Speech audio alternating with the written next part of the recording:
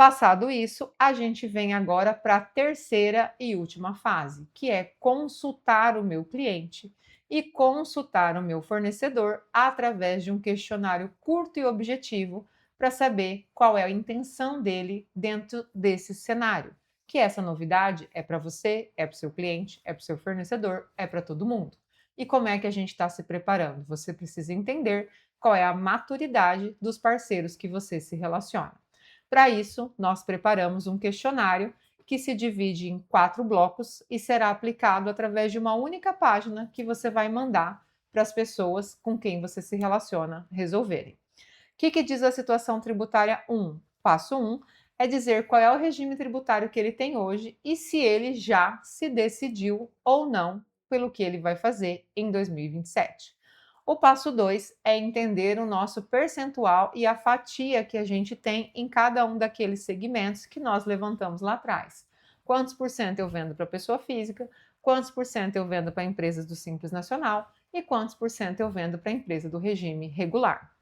Terceiro pilar importante: questionar o seu cliente e fornecedor, o nível de maturidade dele mesmo em relação a isso e se ele pretende mudar ou não de fornecedor, dependendo dessa escolha. E aqui eu vou dar um parênteses para você. Ah, isso está muito longe e muito distante. Eu vi num grupo de contador, recentemente postado, uma carta de uma multinacional que ela declarou oficialmente para todos os seus fornecedores que ela só aceitaria continuar se relacionando com eles caso eles optassem pelo regime híbrido. E ela deixou isso muito claro no texto e ainda pediu que eles mandassem a comprovação de que optaram por isso. Não julgo, não falo que é correto ou errado, mas entendo que ela está pressionando por uma decisão que é favorável para ela. E o pequeno empresário que é fornecedor dela, quiçá teve a chance de pensar se isso seria bom para ele ou não. Então, só esse parêntese para a gente entender que existe sim um movimento de mercado que já está analisando todos esses pilares. E você tem que entender como que está a sua situação com seus parceiros. Eles pretendem ou não substituir você da cadeia de fornecimento, caso você não opte pelo regime regular. E aí, mesmo que eles declarem isso e você perceba isso nos questionários, muito cuidado, porque a gente tem que entender a estrutura que eu tenho que ter para isso dar certo e não virar apenas mais custo para a minha operação. E aí, nesse último pilar, a gente pede o que a gente chama de intenção declarada, que é ele dizer para você ali se ele vai ou não continuar negociando com você, caso você permaneça no simples puro. E resumindo toda a nossa conversa, a gente precisa muito que você se atente a esses prazos. Em setembro eu tenho a decisão, é a janela em que eu vou optar ou não por ser simples e vou decidir qual é o tipo de simples que eu serei, se puro ou se híbrido. Até 30 de novembro, somente para aqueles que pediram o regime híbrido, haverá a possibilidade da desistência. E em janeiro de 2027, começaremos então a execução operacional da reforma tributária com o primeiro imposto vigente, que é a CBS, substituindo o PIS e COFINS e já sendo destacada em documentos fiscais. Falando em documentos fiscais, eu deixo um ponto muito importante. Nós estamos trabalhando em 2026 a regularização do seu cadastro, porque é nele que tem que ser inseridas as informações e os novos códigos para que você possa destacar corretamente no documento fiscal o seu XML tem que estar preenchido com as informações adequadas. A galera do Simples Nacional ainda não temos a norma definida em nota técnica dizendo que terá que fazer essa mesma adequação. Mas nós, profissionais da área e estudiosos, entendem que sim, isso será necessário, porque perceba que você vai passar parte do seu crédito.